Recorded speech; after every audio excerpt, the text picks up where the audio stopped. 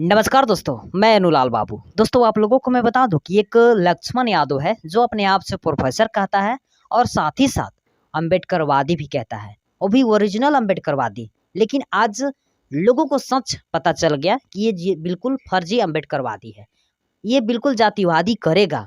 आज समाज को बिल्कुल साफ साफ पता चल गया कि ये अम्बेडकरवादी नहीं, ये मनुवादी है और ये जातंकवादी है, ये जातिवादी है और बिल्कुल जातिवादी निकल ही गया। एक कार्यक्रम से निकल रहा था दोस्तों लक्ष्मण यादव। वहाँ नरेंद्र बसंत एक मीडिया कर्मी हैं, बहुजन समाज का पत्रकार हैं ये दोस्तों, जाते हैं और उनसे एक सवाल पूछ देते हैं। कहते हैं कि लक्ष्मण यादव जी बताइए कि इस भारत देश में आखिर संविधान के लिए लड़ाई कौन लड़ रहा है। तो वो उन्होंने जानते हैं क्या बोलता है कि ये संविधान की लड़ाई समाजवादी पार्टी लड़ रहा है। तो इन्होंने कहा कि आखिर आज़ाद समाज पार्टी और बहुजन समाज पार्टी भी लड़ रहा है, इन लोगों को नाम क्यों नहीं ले रहे हैं। तो कहता है कि कहाँ है, कोई नहीं है, मैं नाम लेकर टिप्पणी नहीं करना चाहता हूँ। इस तरीके से लक्ष्मण यादव कहते हैं। अरे बेशर्म, गलत इंसान, बेशर्मी का हद होता है यार। ये जिंदगी भर दलितों की बातों से, दलितों की राजनीति करते करते, दलितों की बात करते करते और संविधान की रक्षा करते, संविधान को बात करते करते आज मिलियन भर फॉलोवर बटर लिया है। और कहता क्या है कि समाजवादी पार्टी आज संविधान को रक्षा करने के लिए और संविधान के लिए लड़ाई लड़ रहा है। ऐसे ऐसे बेशर्म को शर्म से मर जाना चाहिए और ऐसे ऐसे बेशर्म को कहीं पानी में डूबकर और जान को त्याग देना चाहिए। नहीं रहेगा ना बहुजन समाज की, इस तरीके से बात सुनना पड़ेगा इसको।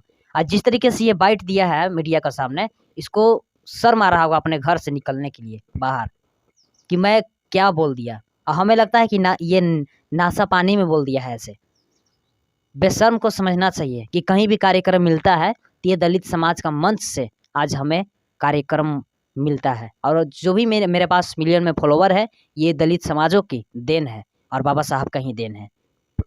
आज कहीं भी ये समाजवादी पार्टी की तरफ ये बोल दिया और जातिवादी कर दिया दोस्तों। अब देखिए, अगर इसके अंदर इतना ही पावर है, इतना ही ताकत है, तो यादव समाज को बोल के एक बार देखे कि यादव समाज हमारे लिए कार्यक्रम रखो, तो इसको लात जूता, गाली और मारपीट कूट काट के इसको रास्ता धरा देगा इसके घर की ओर। अब आप समझ सकते हैं कि ये जाहिल कैसा इंसान है। हजारों दिन, लगभग कितने सालों से ये दलितों की राजनीति कर रहा था। और ये आप लोगों को मैं बता दूं कि अम्बेडकरवादी नहीं, ये फर्जी अम्बेडकरवादी है।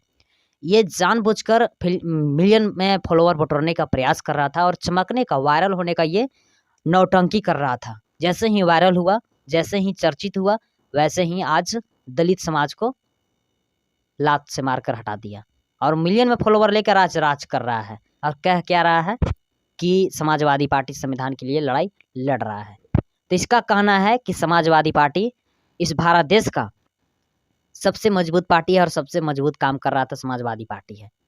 आज ये मैं बता दूं दोस्तों कि लक्ष्मण यादव जो है, इसको कहीं भी कार्यक्रम मिल रहा है ना, और ये भी जो कार्यक्रम से निकल रहा था ना दोस्तों, ये दलित या किसी भी हो, वो बहुजन समाज का ही कार्यक्रम से आ रहा था। क्योंकि इसके गर्दन में देखिए नीला गमछा है, नीला गमछा से ही पकड़ा जा रहा है।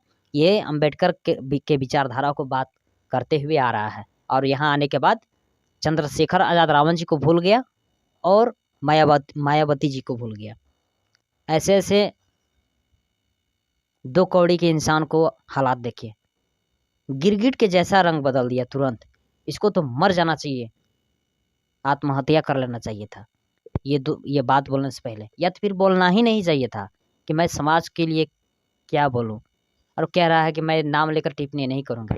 तो तुम नाम तो ले ही लिया, और संविधान को रक्षा कर ही कौन रहा है, संविधान का लड़ाई कौन लड़ रहा है?